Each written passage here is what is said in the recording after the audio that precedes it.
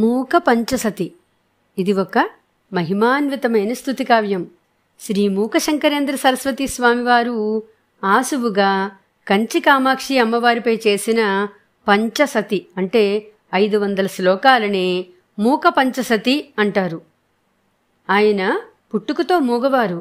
ఒక శుభముహూర్తాన అమ్మవారి అనుగ్రహం కలిగి ఆసువుగా ఈ శ్లోకాలన్నీ స్తుతించారట. ఈ శ్లోకాల యొక్క శబ్ద తరంగాలు ఎంత దూరం వెళ్తాయో అంత దూరము కూడా అమ్మవారి స్వరూపంగా మారిపోతుందట.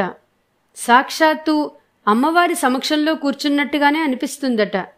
ఇంతటి మహిమాన్వితమైన ఈ శ్లోకాలను నిత్యము పారాయణ చేసుకోవడం అందరికీ సాధ్యం కాదు కాబట్టి 68వ కంచి కామకోటి పీఠాధిపతి నడిచే దేవుడు శ్రీ మహాపెరియావ శ్రీ చంద్రశేఖరేంద్ర సరస్వతి స్వామివారు ఆ మహాకావ్యం నుంచి స్వయంగా 31 శ్లోకాలను ఎంచి మూక పంచసతీ సారం అనే పేరు పెట్టి మానవాళికి బహుమతిగా అందించారు.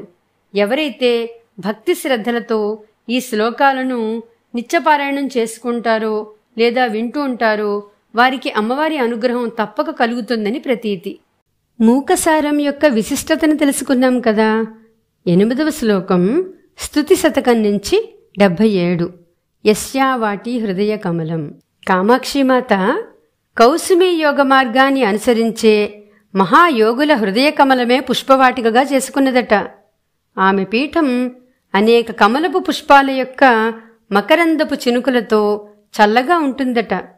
ఆమె వేదాలకు శిరస్త్రాణం లాంటి కాంచీనగరంలో నివాసముంటారట. చంద్రుని ఆభరణంగా ధరించి శివుని పట్టప్రాణి అయిన ఆ కామాక్షిమాత నా కోర్కెలను తీర్చుగాక అని సారాంశం. యస్యావాటి హృదయ కమలం కౌసుమీ యోగ భాజాం యస్యా పీఠీ సతత శిశిరాశీకరైర్మాకరందైః యస్యా పేటీ శృతి పరిచలన్ మౌళిరత్నస్య కాంచీ సా మే సోమాభరణ మహిషీ సాధయే కాంక్షితాని.